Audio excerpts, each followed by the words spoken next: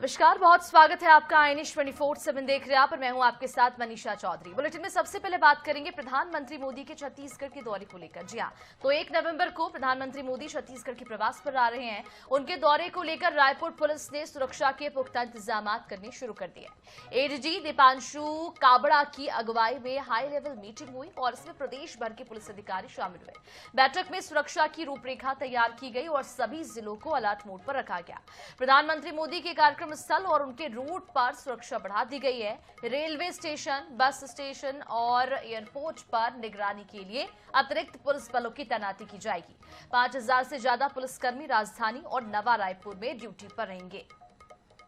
तो 1 नवंबर को प्रधानमंत्री मोदी का छत्तीसगढ़ का प्रवास होने वाला, जिसकी तैयारियां जोरों शोरों से चल रही है और पुलिस अधिकारियों की मीटिंग हुई। इसमें सुरक्षा को लेकर तमाम तरह के पुख्ता इंतजाम किए गए। अधिकारियों के साथ बातचीत की गई, निर्देश दिए गए। आपको बताते चले कि प्रधानमंत्री मोदी का 1 नवंबर को छत्तीसगढ़ का प्रवास होगा। राज्योत्सव में वो शामिल होंगे, जिसके बाद वो नए विधानसभा का लोकार्पण भी करेंगे। कई कार्यक्रम उनके होने वाले हैं उस दिन और इस पूरे कार्यक्रम को लेकर सभी तैयारियां जोरों शोरों से जारी है। एडीजी दीपांशु के नेतृत्व में अहम बैठक हुई। पुलिस अधिकारियों की अधिकारी मौजूद रहे इस दौरान और इस बैठक में सुरक्षा के रूपरेखा को लेकर विशेष तौर पर चर्चा की गई है, बातचीत की गई है और भारी पुलिस बल की तैनाती की जाएगी। रायपुर से लेकर नवा रायपुर तक सभी तरह की तैयारियां जो है वो प्रधानमंत्री मोदी के आगमन को लेकर लगभग पूरी कर ली गई है।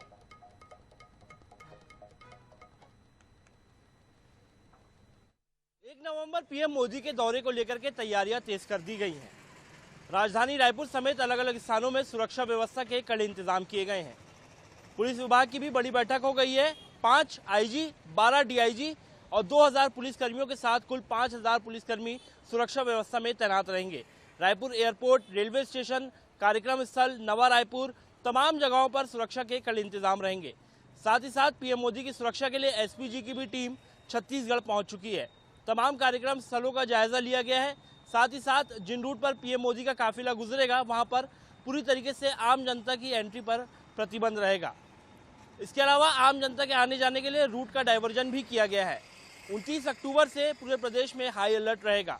तमाम जिलों के एसपी भी सुरक्षा के लिए तैनात रहेंगे। कैमरा पर्सन भूपेश जांगले के साथ मोहम्मद सैन, आईएनएच 24/7 रायपुर।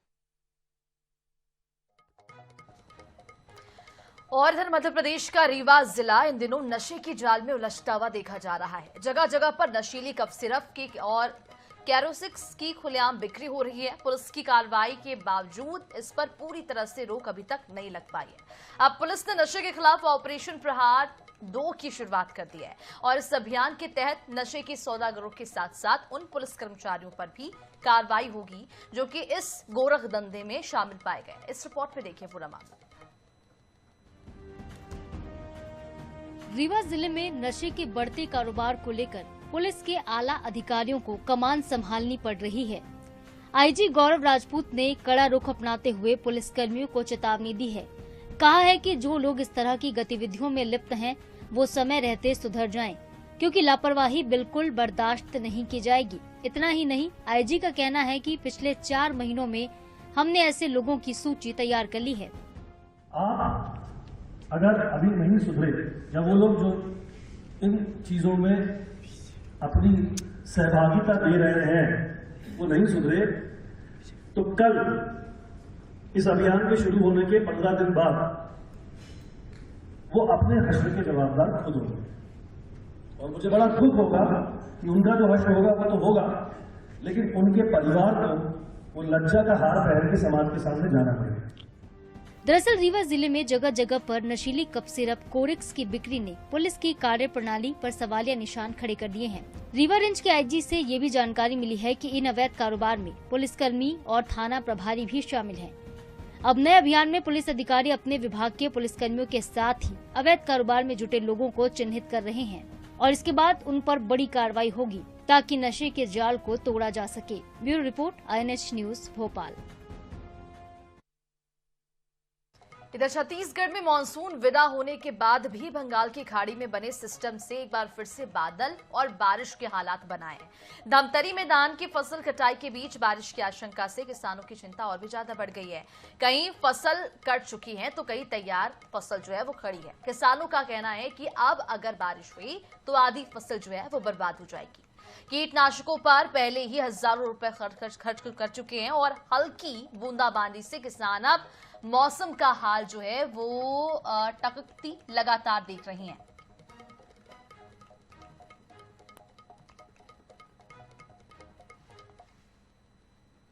अभी हमारे यहाँ किसानी बहुत अच्छा है। अभी फसल है, पहले से बीमारी में त्रस्त था, लेकिन अभी ठीक है।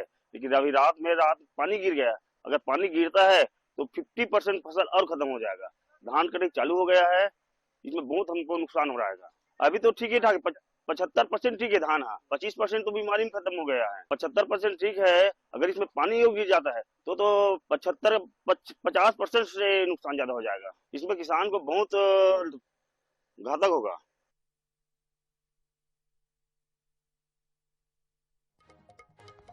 चलिए अब खबर इंदौर से आप तक पहुंचा दे, जहां पर बीते दिनों हुए 2 हत्याओं से जुड़ी ये पूरी खबर है। मारे गए 2 लोगों के परिजन और समाज के लोग कलेक्टर शिवम वर्मा से मिलने के लिए पहुंचे।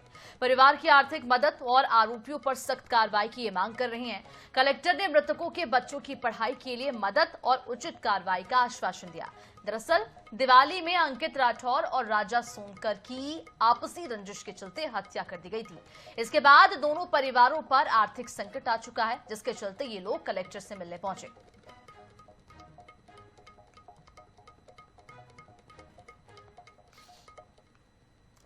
हमारे पद्मवंशी मारवाड़ी राठौर पंचायत ट्रस्ट के एक होनहार बच्चे का 17 अक्टूबर को बड़ा गणपति चौराहे पर निर्मम हत्या कर दी गई।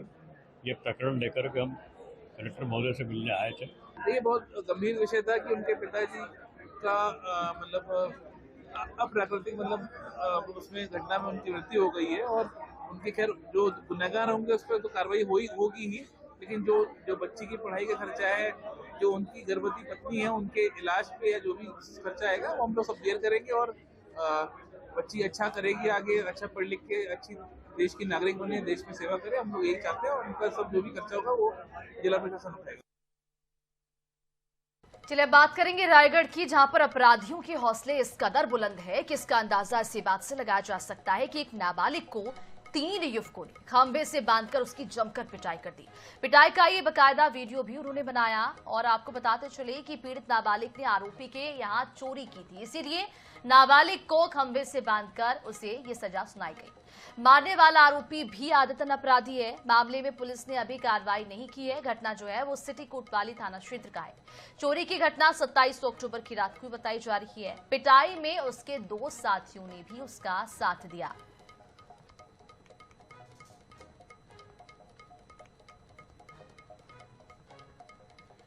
इधर पिछोर के माता टीला बांध के 0 पॉइंट पर 2 पक्षों में कहासुनी के बाद विवाद और भी ज्यादा बढ़ गया। इस दौरान एक पक्ष ने दूसरे पर मारपीट की और फायरिंग भी की। गनीमत रही कि कोई भी घायल नहीं हुआ। पिछोर पुलिस इस पूरे मामले में अब तेजी से जांच पड़ताल कर रही है और 4 आरोपियों को पुलिस ने गिरफ्तार कर जेल भेज दिया। उनके पास से 32 बोर की पिस्टल, 1 देसी कट्टा, जिंदा कारतूस और 2 मोटरसाइकिल बरामद की गई।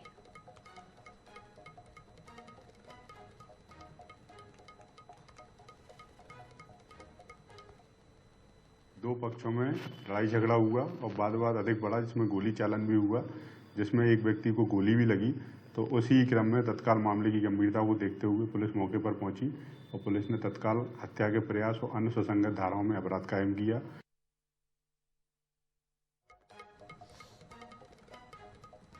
इधर छतरपुर जिले के गढ़ी मलहरा में पुलिस ने अवैध शराब कारोबार पर बड़ी कार्रवाई की है। पुलिस ने रामनहार क्षेत्र में दबिश देकर करीब 25 पेटी देशी शराब जो है वो बरामद कर लिया, जिसकी कुल कीमत करीब 1.5 लाख रुपए बताई जा रही है। कार्रवाई के दौरान आरोपी मौके से फरार हो गए।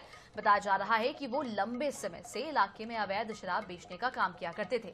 इस कार्रवाई से अवैध कारोबारियों में हड़कंप मच गया।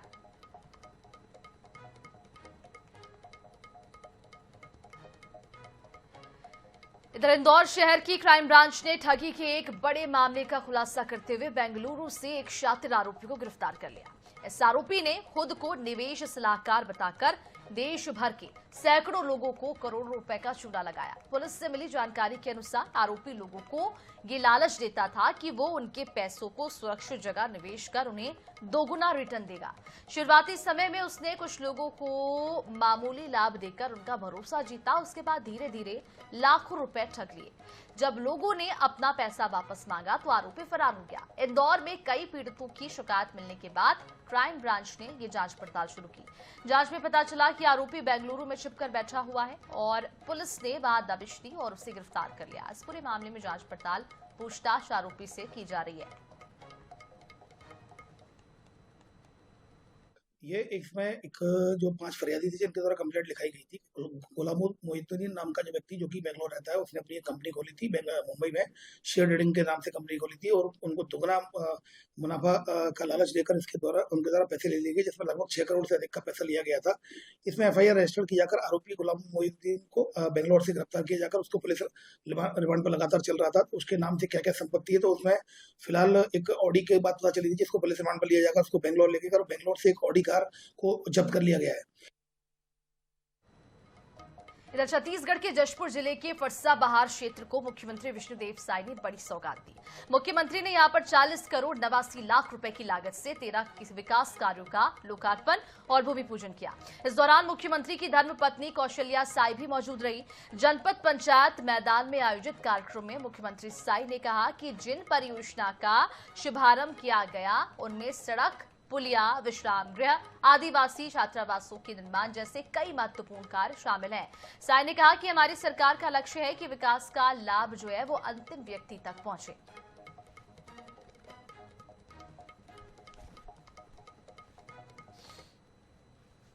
और इस अवसर पर आज करीब 40 करोड़ के विकास कामों का लोकार्पण और भूमि पूजन भी किए हैं और कुछ क्षेत्र की समस्याओं की घोषणा भी किए हैं। कुछ जगहों में सामुदायिक भवन वगैरह इसकी घोषणा भी की है।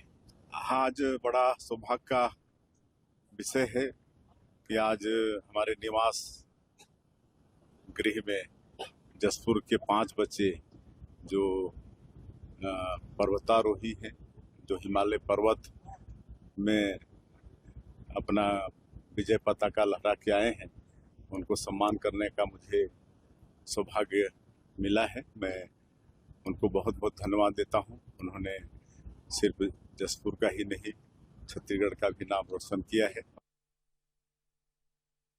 और इसी के साथ फिलहाल इस बुलेटिन में इतना ही। देश और दुनिया की तमाम खबरों के लिए बने रहिए INH 24/7 के साथ। नमस्कार।